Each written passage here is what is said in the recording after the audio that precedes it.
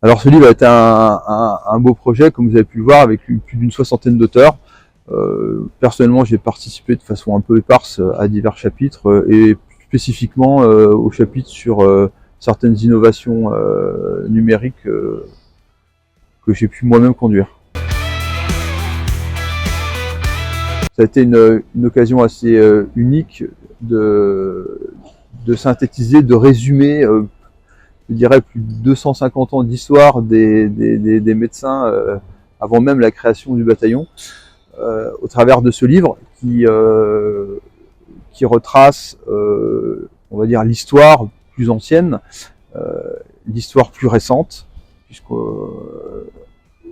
une partie de ce livre, finalement, c'est aussi mon vécu personnel, et elle retrace tout le cheminement des antennes médicales, des matériels et de toutes les innovations qu'a pu porter la BSPP au cours de ces nombreuses années.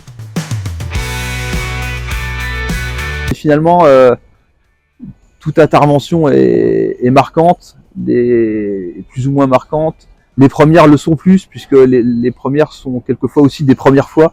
Il y a le premier feu, le premier décès malheureusement, le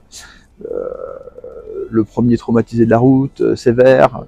Il y a quand même tout un enchaînement de premières fois qui sont chacun des faits marquants. Et après, effectivement, sur mes quelques années passées à la BSPP, les attentats de 2015 resteront quand même gravés fortement dans la mémoire. Le travail de médecin militaire à la BSPP est un travail passionnant. Il est rythmé au quotidien par les interventions. C'est un métier exigeant puisqu'il faut être prêt tous les jours, puisque finalement on ne mesure pas, on ne maîtrise pas surtout l'intervention suivante sur laquelle nous allons intervenir. Donc c'est un travail exigeant, passionnant, et un investissement quotidien, mais qui vaut le coup. C'est le premier ouvrage du genre, puisque c'est le premier livre entièrement consacré au service de santé de la brigade de sapeurs-pompiers de Paris. C'est un magnifique ouvrage avec de magnifiques photos, de magnifiques témoignages de gens qui ont vécu de magnifiques interventions.